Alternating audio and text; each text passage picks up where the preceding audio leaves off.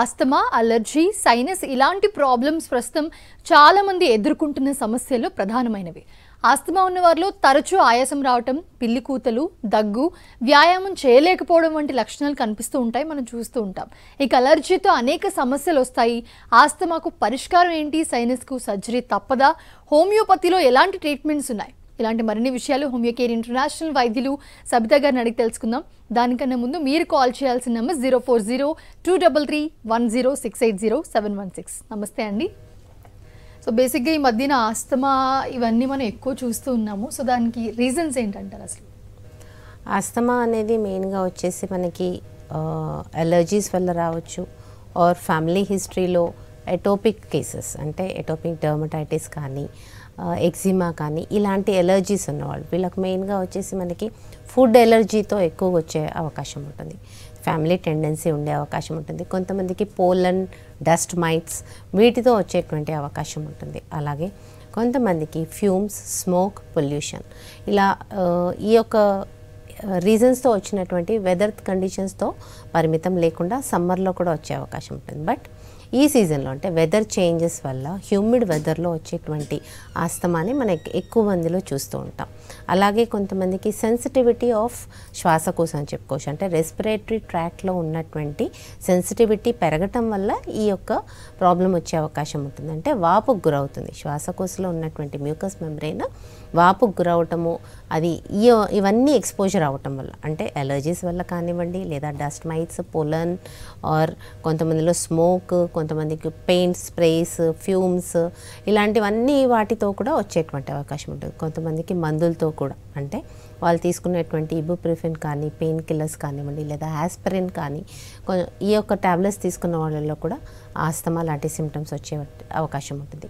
ఆర్ఎల్స్ మనం చిన్న పిల్లల్లో చూస్తూ ఉంటాం, ఇది మెయిన్గా వచ్చేసి వైరల్ ఇన్ఫెక్షన్స్, అంటే వైరల్ కోల్డ్ కానివ్వండి, ఫ్లూ ఇలాంటి ఇన్ఫెక్షన్ వల్ల కూడా ఈ యొక్క ఆస్తమా ట్రిగ్గర్ అయ్యేటువంటి అవకాశం ఉంటుంది. సో స్టార్టింగ్ స్టేజెస్ కొంతమందికి సైనసైటిస్ అని చెప్పుకుంటాం, అంటే సైనస్ అనేది మనకి ఫేస్లో ఉన్నటువంటి స్పేసెస్ అని చెప్పుకోవచ్చు, అంటే ముక్కు ఇరువైపులా లేదా మనకు ఫోర్ హెడ్ రీజన్లో, ఇవన్నీ రీజన్స్లో సైనస్ ఎలా అయితే మనకి మ్యూకస్ మెంబ్రెయిన్ ఇన్ నోస్, ముక్కులో ఉన్నటువంటి మ్యూకస్ మెంబ్రెయిన్ ఎక్కువగా రియాక్ట్ అవ్వడం వల్ల, సెన్సిటివిటీ ఎక్కువగా ఉండటం వల్ల, వాపు గురైనందువల్ల వచ్చినటువంటి ప్రాబ్లం. సో ఈ డస్ట్ పార్టికల్స్ కానివ్వండి, లేదా వాళ్ళకు ఉన్నటువంటి ఎలర్జిక్ కండిషన్స్ వల్ల కానివ్వండి, ఎలర్జెన్స్తో ఎక్స్పోజ్ అయినప్పుడు ఈ యొక్క మ్యూకస్ మెంబ్రెయిన్ అనేది రియాక్ట్ అవ్వటము, హిస్టమిన్ అనేది రిలీజ్ అవ్వడము, ఆ యొక్క డస్ట్ పార్టికల్స్ కానివ్వండి, లేదా వాళ్ళు ఎక్స్పోజ్ అయినటువంటి దానివల్ల హిస్టమిన్ అనేది ఎన్గల్ఫ్ చేయడం, దానివల్ల ఆ యొక్క మ్యూకస్ మెంబ్రెయిన్ అనేది గ్రోత్ అయ్యే అవకాశం ఉంటుంది. అక్కడే మనకి అడినాయిడ్స్ కానివ్వండి, లేదా కొంతమందికి హైపర్ట్రోఫీ ఆఫ్ టర్బినేట్స్ అంటూ ఉంటాం, అంటే ముక్కులో ఉన్నటువంటి మ్యూకస్ మెంబ్రెయిన్ అనేది స్వాలన్ అయిపోయి ఎక్కువగా గ్రోత్ అయిపోవటం. సో ఇవన్నీ కూడా మనకి సైనస్లో కూడా కనిపించే అవకాశం ఉంటుంది, అంటే సైనస్లో ఉన్నటువంటి మ్యూకస్ మెంబ్రెయిన్లో కూడా ఈ యొక్క గ్రోత్ ఉండేటువంటి అవకాశం ఉంటుంది. ఆర్ ఫ్లమ్ ఫార్మేషన్, అంటే కొంతమందిలో ఈ యొక్క ఫ్లమ్ ఫార్మేషన్ అనేది సైనస్లో ఉండవచ్చు, ముక్కు ప్రాంతంలో అయి ఉండవచ్చు, బ్రాంక్యూల్స్లో అయి ఉండవచ్చు. ఎప్పుడైతే మనకు బ్రాంక్యూల్స్ లంగ్స్లో ఇన్వాల్వ్ అవుతుందో దాన్ని మనం ఆస్తమా అంటూ ఉంటాము. ఓన్లీ సైనసెస్లో ఇన్వాల్వ్ అయినప్పుడు దీన్ని సైనసైటిస్ అంటాము.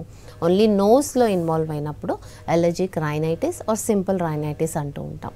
సో ఇవన్నీ కూడా ఇన్ఫ్లమేటరీ, అంటే వాపుకు గురైనటువంటి మ్యూకస్ మెంబ్రెయిన్ ముక్కులో, సైనసెస్లో, లేదా శ్వాసకోశంలో, లంగ్స్లో, బ్రాంక్యూల్స్లో అని చెప్పుకుంటూ ఉండొచ్చు.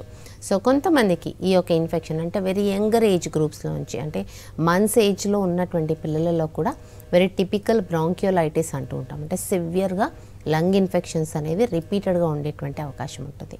సో ఇలాంటి కేసెస్లో కూడా ఈ యొక్క ప్రాబ్లం ఉండే అవకాశం ఉంటుంది. సో మెయిన్ సిమ్టమ్స్ వచ్చేసి మనకి ఆస్తమా కానీ, సైనసైటిస్ కానీ, ఆస్తమాలో మెయిన్గా ఎక్కువ మందిలో డిఫికల్టీ బ్రీతింగ్, అంటే షార్ట్నెస్ ఆఫ్ బ్రెత్ ఉండడం. ఒక కాలర్ ఉన్నారండి, కాలర్ వెయిట్ చేస్తూ ఉన్నారు. సో గీత గారు కాల్ చేస్తున్నారు అన్నమయ్య జిల్లా నుంచి. నమస్తే అండి గీత గారు. నమస్తే మేడం. డాక్టర్ గారు ఉన్నారు, మాట్లాడండి. చెప్పండి గీత గారు. మేడం నమస్తే మేడం. నమస్తే, చెప్పండి గీత గారు. గస వస్తుంది, పొగ పీల్చిన ఊపిరితిత్తుల దగ్గర ఇబ్బంది అనిపిస్తుంది మేడం. ఓకే, ఎప్పటి నుంచి ఉంది మీకు ఇది? చాలా రోజుల నుంచి ఒకసారి అనంతపురంలో చూపించుకున్నా. ఓకే, వాళ్ళు వచ్చి ఇది ఊపిరితిత్తులో నీకు సెకండ్ స్టేజ్ లో ఉందమ్మా, నీకు పొగ అట్లాంటిది ఏం తగలకూడదు. ఓకే. మేము వ్యవసాయం వాళ్ళకి ముద్దల పొగ దగ్గర ఉంటాం కాబట్టి అది ఏం పొగ తగలకూడదమ్మా అని చెప్పినారు. ఓకే. అయినా తగ్గరా మేడం, గస వస్తుంది మనసుకి. ఓకే. ఆస్తమా అనేది వివిధ కారణాల వల్ల రావచ్చమ్మా. అంటే కెమికల్ స్ప్రేస్, పెస్టిసైడ్ స్ప్రేస్, కొంతమందికి పెయిడ్ స్ప్రేస్, లేదా ఇవన్నీ లేకుండా కూడా మనం తినే ఆహారంలో కూడా కొంతమందికి కొంతమందికి అది ఎలర్జీ కాకపోయినా మరికొంతమందికి అది ఎలర్జీ ఫామ్ అయ్యే అవకాశం ఉంటుంది. సో మీరు రీసెంట్ అంటే చాలా కొద్ది రోజుల నుంచి ఇది సఫర్ అవుతున్నారు కనుక హోమియోకేర్ ఇంటర్నేషనల్ కాన్స్టిట్యూషనల్ రెమెడీ తీసుకోండి. ఈ ట్రీట్మెంట్ వల్ల మీకు ఆస్తమా పూర్తిగా తగ్గే అవకాశం ఉంటుంది, తీవ్రత అనేది పెరగకుండా ఉంటుంది. అంటే మీకు ఏజ్ 40+ ఏజ్ గ్రూప్లో వచ్చింది కాబట్టి రాను రాను మీకు లంగ్ కెపాసిటీ అనేది తగ్గిపోతూ ఉంటుంది. సో ఈ స్టేజ్లో మీరు హోమియోపతి వాడినట్టయితే కనుక పూర్తిగా ఇది తగ్గించవచ్చు, లంగ్ కెపాసిటీ పెంచే అవకాశం ఉంటుంది, సివియారిటీ పెరగకుండా ఉండే అవకాశం ఉంటుంది. సిమ్టమ్స్ గురించి చెప్తున్నారు, ఆస్తమా, అలర్జీ అండ్ సైనస్, వీటి సిమ్టమ్స్ గురించి మాట్లాడుతున్నారు. యూజువల్లీ సిమ్టమ్స్ వచ్చేసి మనకు ఆస్తమాలో మెయిన్గా షార్ట్నెస్ ఆఫ్ బ్రెత్, అంటే వాళ్ళు గాలి పీల్చుకోలేకపోవడం, డిఫికల్టీ బ్రీతింగ్ అని చెప్పుకోవచ్చు. కొంతమందికి చెస్ట్ పెయిన్ వచ్చే అవకాశం ఉంటుంది. విపరీతమైన కాఫ్, కొంతమందికి కాఫ్ విత్ ఫ్లమ్, అంటే ఈ దగ్గు అనేది ఎంత తీవ్రంగా కొద్ది మందిలో రాత్రిపూట ఎక్కువగా ఉండటము అనేది కూడా కనిపించే అవకాశం ఉంటుంది. కొంతమందికి ఈ యొక్క ఆస్తమాని ఇన్ఫెక్షన్స్ కూడా, అంటే ఒక ఫ్రీక్వెంట్ ఇంటర్వెల్స్లో ఇన్ఫెక్షన్స్తో కూడా బాధపడేటువంటి అవకాశం ఉంటుంది. సో ఎప్పుడైతే ఆస్తమాతో ఈ ఫ్లమ్ అక్యుములేషన్ ఆఫ్ లంగ్స్ అవుతుందో అక్కడ మీకు ఫ్రీక్వెంట్గా వైరల్ ఆర్ బ్యాక్టీరియల్ ఇన్ఫెక్షన్ వచ్చే అవకాశం ఉంటుంది. సో ఆస్తమా అనేది డిటెక్ట్ అయిన వెంటనే యూజువల్లీ ఫస్ట్ సిమ్టమ్స్ వచ్చేసి మనకు రైనైటిస్, సైనసైటిస్ అని చెప్పుకోవచ్చు. సైనస్ ప్రాంతంలో ఫ్లమ్ ఫార్మేషన్, లేదా ముక్కు ప్రాంతంలో వచ్చేటువంటి నాజల్ డిశ్చార్జ్, నాజల్ బ్లాక్, ముక్కు దిబ్బడవ్వటము, ముక్కుల నుంచి నీరు కారటము, లేదా ముక్కులు బ్లాక్ అవ్వటము, ఇవన్నీ కూడా స్టార్టింగ్ సిమ్టమ్స్ కనిపిస్తాయి. కొంతమందిలో ఈ సిమ్టమ్స్ ఏమీ లేకుండానే డైరెక్ట్గా ఆస్తమా అంటే బ్రాంకియల్స్లోనే ఈ యొక్క ప్రాబ్లం ఉండే అవకాశం ఉంటుంది. ఆ యొక్క రీజన్స్లో ఆ యొక్క శ్వాసకోశ మ్యూకస్ మెంబ్రెన్స్లో రియాక్షన్ వల్ల, సెన్సిటివిటీ వల్ల అవి వాపుకు గురవటము, ఫ్లమ్ అనేది ఆ యొక్క గాలి గొట్టాలలో అక్యుములేట్ అయిపోవటం వల్ల వీళ్ళకి ఎయిర్ ప్యాసేజ్ అనేది డిస్టర్బ్ అయిపోవడం అనేది చూస్తూ ఉంటాం. సో ఇలాంటి వాళ్ళకి ఇమ్మీడియట్గా బ్రాంకో డైలేషన్, అంటే వాళ్ళు తీసుకునేటువంటి మెడిసిన్స్ మనం చాలా మందిలో చూస్తూ ఉంటాం. బ్రాంకో డైలేటర్స్ అనేది హెల్ప్ తీసుకుంటూ ఉంటారు. సో ఎప్పుడైతే బ్రాంకో డైలేటర్స్ తీసుకుంటారో ఆ యొక్క 6 hours ఆ మెడిసిన్ ఎఫెక్ట్ ఉన్నంత వరకు వాళ్ళకి డైలేట్ అయ్యి బ్రీతింగ్ అనేది ఈజీగా ఉండేటువంటి అవకాశం ఉంటుంది. బట్ ఫ్రీక్వెన్సీ ఆఫ్ అటాక్స్, అంటే ఎంత త్వరగా ఎక్కువసార్లు వాళ్ళకి అటాక్స్ వస్తున్నాయో, ఎంత త్వరగా అది ఇన్ఫెక్షన్కి గురవుతుందో వాళ్ళ యొక్క ఇమ్యూనిటీ బేస్ తీసుకొని సివియారిటీ ఆఫ్ ఇన్ఫెక్షన్స్ ఎంతవరకు ఉన్నాయి, ఓన్లీ సివియారిటీ ఆఫ్ ఆస్తమా అంటే ఎలర్జీకి ఆస్తమా ఉన్నట్టయితే కనుక ఎలర్జీ సెన్సిటివిటీ ఎలా తగ్గించాలి. యూజువలీ హోమియోపతిక్ మెడిసిన్స్తో ఈ యొక్క ఎలర్జీ సెన్సిటివిటీ కూడా తగ్గించేటువంటి అవకాశం ఉంటుంది, సివియారిటీ ఆఫ్ ఆస్తమా కూడా తగ్గించేటువంటి అవకాశం ఉంటుంది. ఎస్, కాలర్ ఉన్నారండి, కాల్ తీసుకుందాము. సాజిద్ గారు కాల్ చేస్తున్నారు రాజమండ్రి నుంచి. నమస్తే అండి. నమస్తే అండి డాక్టర్ గారు. నమస్తే, చెప్పండి మేడం. నాకు ఎప్పటి నుంచి కాఫ్ వస్తుందండి, ముక్కులో ఒక్కొక్కసారి ముక్కు బ్లాక్ అవ్వడం, కాఫ్ వస్తూ ఉంటది. ఓకే. నేను లోకల్ గా హోమియో వాడుతున్నానండి. అది కూడా ఎలర్జీ డాక్టర్ గారు చూపించా, అతనేమో మానోటిలాక్స్ ఎలర్జీ టాబ్లెట్స్ ఇస్తున్నారు. అది ఇస్తే మత్తు వచ్చేస్తుంది, ఇరిటేషన్ కూడా వస్తుందండి. అది లోకల్ హోమియో డాక్టర్ వాడినా తగ్గట్లేదు. అది ఒకసారి ఫ్రూట్స్ తింటే అవి తింటే నోస్ బ్లాక్ అయిపోవడం, తెమ్మడ ఎక్కువ వస్తుందండి ముక్కులోని. ఎప్పటి నుంచి ఉంది ప్రాబ్లం మీకు? ఎన్ని ఇయర్స్ నుంచి ప్రాబ్లం ఉంది? నాకు ఉందండి ఈ ప్రాబ్లం ఒక 4-5 years నుంచి ఉంది. ఓకే, 5 years నుంచి కూడా మీరు మోంటెకెల్స్ ఇలాంటివి వాడుతున్నారా? యాంటీసెట్రిజిన్, యాంటీహిస్టమిన్స్ వాడుతున్నారా? నేను డాక్టర్ గారి దగ్గరికి వెళ్తాను కానీ ఎప్పుడైనా ఎక్కువ ఉన్నప్పుడే వేసుకుంటాను మేడం. అసలే ఇది యాంటీబయాటిక్ కూడా వేసుకోనండి. ఓకే. సో మీకు మెయిన్గా వచ్చేసి ఎలర్జీతో, దాని తర్వాత మేడం నాకు మోషన్ లో కూడా మ్యూకస్ పడుతుందండి. మ్యూకస్ మళ్ళీ ఎలర్జీ టాబ్లెట్ వేసుకుంటే పడదండి, మ్యూకస్ పడదు. ఓకే. అదండి, అది కొంతమంది ఐబిఎస్ అన్నారండి, ఐబిఎస్ ఎలర్జీ అన్నారు. ఐబిఎస్ అనేది శ్వాసకోశకు సంబంధించింది కాదు, అది అన్నవాహికకు సంబంధించింది. మీకు ఎలర్జీ, ఈ ఆస్తమా లేదా మీకు ముక్కులో ఉన్నటువంటి ఇబ్బంది, ఇవన్నీ కూడా మనకు ఆస్తమా, సైనసైటిస్, రైనైటిస్ దీనికి సంబంధించింది. సో మీకు మెయిన్గా ఫ్లమ్ ఫామ్ అవ్వటము, దానివల్ల మాంటెక్ అంటే యాంటీహిస్టమిన్స్ వాడటం అనేది రెగ్యులర్ బేసిస్గా ఉంది అని చెప్తున్నారు.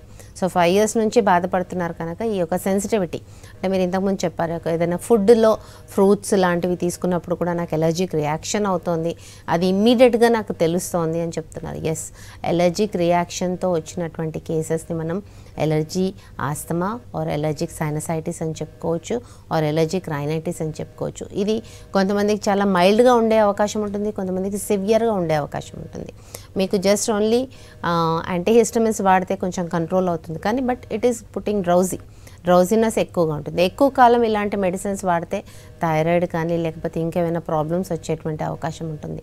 సో ఇవన్నీ మెడిసిన్స్ వాడకుండానే హోమియోపతి వైద్యంలో మీరు ఒక్కసారి ట్రీట్మెంట్ స్టార్ట్ చేసిన తర్వాత స్లోగా ఇవన్నీ టేపర్ చేయడం జరుగుతుంది. అంటే రెగ్యులర్గా మీరే కాదు, చాలామంది ఎలర్జిక్ సైనసైటిస్, రైనైటిస్, ఆస్తమా ఉన్నవాళ్ళు ఈ యొక్క మాంటెక్ ఎల్సీ అనేది రెగ్యులర్ బేసిస్గా వాడుతున్నటువంటి కేసెస్ చాలా ఉన్నాయి.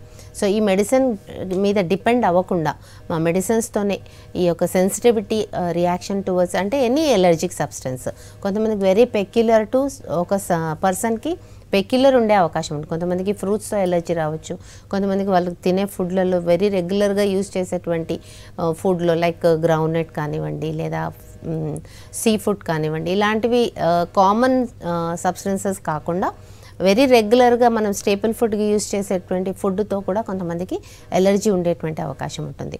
సో ఫ్యామిలీ హిస్టరీ చూసుకుంటూ ఎలర్జిక్ సబ్స్టెన్సెస్ దేంతో మీకు ఎక్కువగా వస్తుంది అనేది చూసుకుంటూ ఆ ట్రీట్మెంట్ రూట్ కాస్ట్ నుంచి ఆ సెన్సిటివిటీ తగ్గించేటువంటి అవకాశం హోమియోపతి వైద్యంతో హోమియోకేర్ ఇంటర్నేషనల్లో కాన్స్టిట్యూషనల్ ట్రీట్మెంట్తో జరిగే అవకాశం ఉంటుంది. సో ఇవి పూర్తిగా నార్మల్కి వచ్చేటువంటి అవకాశం కూడా ఉంటుంది.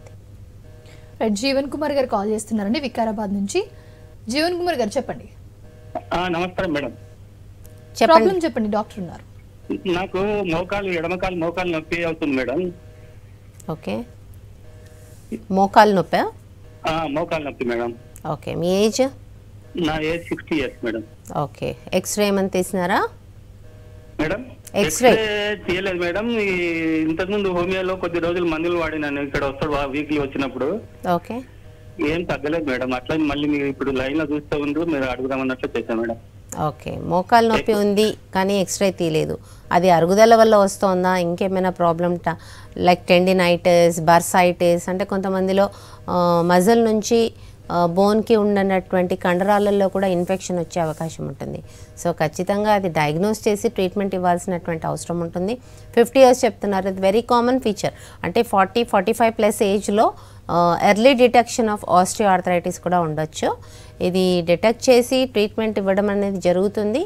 ఈ యొక్క ఆస్టియోఆర్థరైటిస్లో కానివ్వండి లేదా అరుగుదలలో కానివ్వండి కొంచెం టైం ఎక్కువ తీసుకుంటుంది. ట్రీట్మెంట్ అనేది కొంచెం టైం పీరియడ్ అనేది ఎక్కువగా వాడాల్సినటువంటి అవకాశం ఉంటుంది. ప్లస్ రూట్ కాజ్, మీకు అరుగుదల ఉందా, బర్సైటిస్ ఉందా, టెండినైటిస్ ఉందా అనేది చెక్ చేయడానికి ఖచ్చితంగా ఎక్స్రే కానీ, ఎక్స్రేలో ఒకవేళ డిటెక్ట్ కాని పక్షంలో కనీసం ఎంఆర్ఐ కానీ చేసినట్టయితే కనుక క్లియర్ పిక్చర్ అనేది తెలుస్తుంది. దాని ప్రకారమే ట్రీట్మెంట్ తీసుకుంటే తగ్గే అవకాశం ఉంటుంది. కాల్ ఉన్న డాక్టర్ కాల్ తీసుకుందాము. అరుణ గారు కాల్ చేస్తున్నారు హైదరాబాద్ నుంచి. చెప్పండి అరుణ గారు.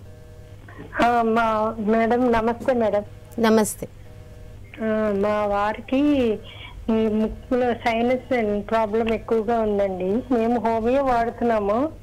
లోపల ఇలా గడ్డ కింద కూడా వచ్చిందండి. అది ఎడం వైపు బ్లాక్ అయిపోయింది బాగా.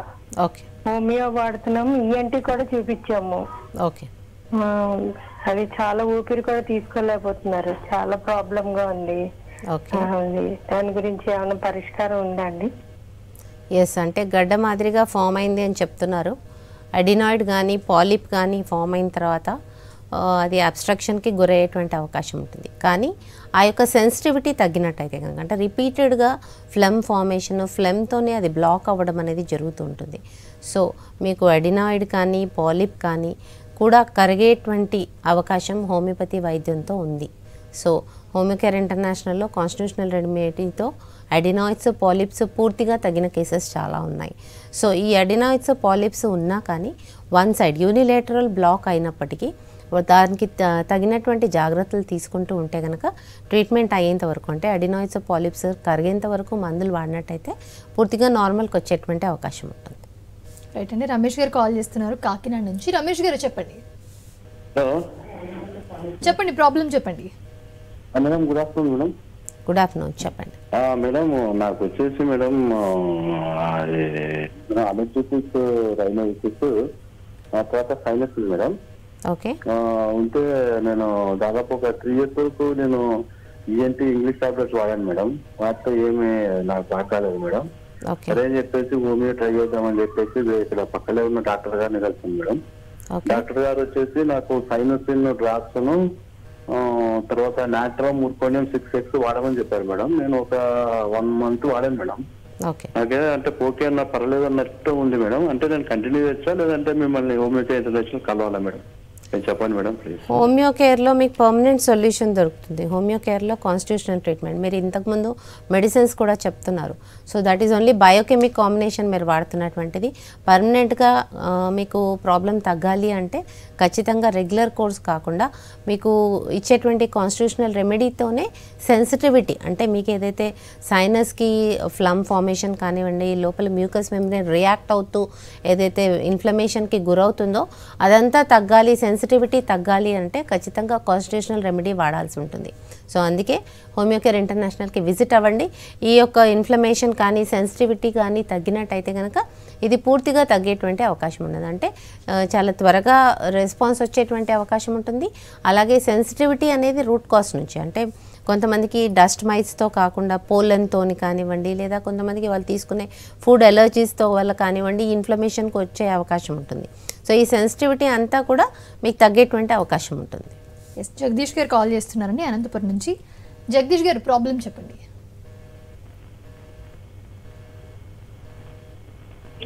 హలో చెప్పండి జగదీష్ గారు. అంటే మాకు యాక్చువల్ గా నాకు చిన్నప్పటి నుంచి ఊపిరితిత్తుల నమ్ము ఉంది మ్యామ్. ఓకే. మీ ఏజ్ వచ్చేసి చిన్నప్పటి నుంచి 27 అండి. ఓకే.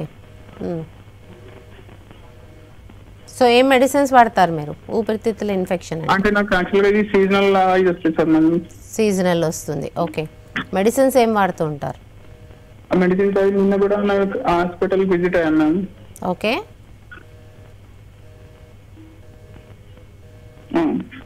చెప్పండి, ప్రాబ్లం ఏముంటుంది మీకు? అంటే నాకు కొంచెం నైట్ పడుకున్నప్పుడు వీజింగ్ సౌండ్ వస్తుంది, కొంచెం బ్రీతింగ్ ఇది అవుతుందండి. ఓకే. ఏమైనా ఇన్హేలర్స్ ఏమైనా వాడుతూ ఉంటారా? ఇన్హేలర్ వాడట్లేదండి. ఓకే. మెడిసిన్స్ ఏమైనా వాడతారా? ఆ మెడిసిన్స్ వాడుతుంటా ఉంటాను. అక్కడ వెళ్ళినప్పుడు మోంటాకెల్స్ ఇస్తుంటారు, కామాక్సిల్ ఇస్తుంటారు. ఓకే. రెగ్యులర్గా యాంటీబయాటిక్స్ వాడతారు? యాంటీబయాటిక్స్ వాడుతూ ఉంటారా రెగ్యులర్గా మీరు? మెడిసిన్స్ వచ్చేసి మోనోసిప్ వాడుతున్నానండి. ఇంకా టాబ్లెట్ వచ్చేసి మోంటాకెల్స్ ఇస్తుంటారండి వాళ్ళు. యా. సో 27 years అంటున్నారు, వెరీ ఎర్లీ స్టేజ్ నుంచి ఆస్తమా ఉంది అని చెప్తున్నారు. ఎస్, మీకు వీజ్ వస్తుంది, shortness of breath, breathing difficulty, night చాలా ప్రాబ్లమాటిక్గా ఉంటుంది. ఆస్తమా పేషెంట్స్ అందరికీ కూడా లయింగ్ డౌన్ పొజిషన్లో వాళ్ళు ఇబ్బందిగా ఫీల్ అయ్యేటువంటి అవకాశం ఉంటుంది. సో వాళ్ళకి బ్రాంకో డైలేటర్స్ కానీ లేదా హిస్టమిన్స్ కానివ్వండి వాడిన తర్వాతనే వాళ్ళకి కొద్దిపాటిగా రిలీఫ్ వచ్చేటువంటి అవకాశం ఉంటుంది. ఇలాంటి పేషెంట్స్కి కూడా పూర్తిగా తగ్గేటువంటి కేసెస్ చాలా ఉన్నాయి. సో మేము చెప్తూ ఉన్నాం mild to severe cases. Usually చిన్నప్పటి నుంచి కూడా వచ్చేటువంటి కేసెస్లో బ్రాంకలైటిస్ ఒకలాంటి ఇన్ఫెక్షన్, లంగ్ ఇన్ఫెక్షన్ కూడా కొంతమందికి వచ్చేటువంటి అవకాశం ఉంటుంది.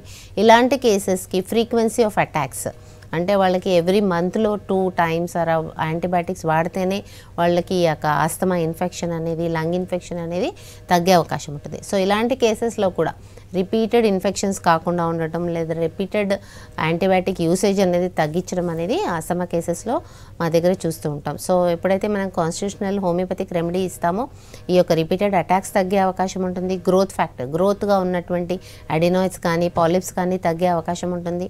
ఆర్ రిపీటెడ్గా inflammatory changes in mucus membrane, ఆ యొక్క మ్యూకస్ మెంబ్రెయిన్లో ఏదైతే వాపు గురవుతుందో అది కూడా తగ్గేటువంటి అవకాశం ఉంటుంది. సో సివియారిటీ ఆఫ్ సిమ్టమ్స్ తగ్గుతూ మెల్లిగా విత్డ్రా చేస్తూ ఉంటాం. అంటే వాళ్ళు ఆల్రెడీ యూజ్ చేస్తున్నటువంటి మెడిసిన్స్ని కూడా విత్డ్రా చేస్తూ మా ట్రీట్మెంట్తోనే నార్మల్గా పూర్తిగా ఏ డిపెండెన్సీ లేకుండా తగ్గిన తర్వాతనే ఈ ట్రీట్మెంట్ అనేది మనం క్లోజ్ చేస్తూ ఉంటాం. రైట్. నాగమణి గారు కాల్ చేస్తున్నారండి జగ్గంపేట నుంచి. నాగమణి గారు చెప్పండి ప్రాబ్లం. నాగమణి గారు మేడం. మాట్లాడండి, డాక్టర్ ఉన్నారు. హలో డాక్టర్ గారు, చెప్పండి. నాగమణి గారు సైనస్ ఉందన్నారు మేడం. ఏముంది? సైనసెన్స్. ఓకే.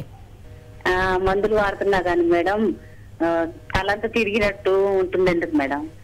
ఏం మందులు వాడుతున్నారమ్మా మీరు? సైనసెన్స్ కి. అది మందులు ఏంటి వాడుతున్నారు? పేరు తెలియదు మేడం.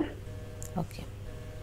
సో మీరు వాడుతున్నటువంటి సైనసైటిస్ మందులు అనేది ఎప్పటి నుంచి వాడుతున్నారు? ఎన్ని రోజుల నుంచి వాడుతున్నారు? 10 రోజులు అవుతుంది మేడం, అంతే. 10 రోజులు. ఓకే. సో యూజువల్లీ మోంటెకెల్సీ లేదా ఎన్ని యాంటీ హిస్టమిన్స్ వాడినప్పుడు డ్రౌజినెస్, స్లీప్ అంటే నిద్ర ఎక్కువ రావటము ఇవన్నీ కూడా కామన్. నిద్ర వస్తుంది.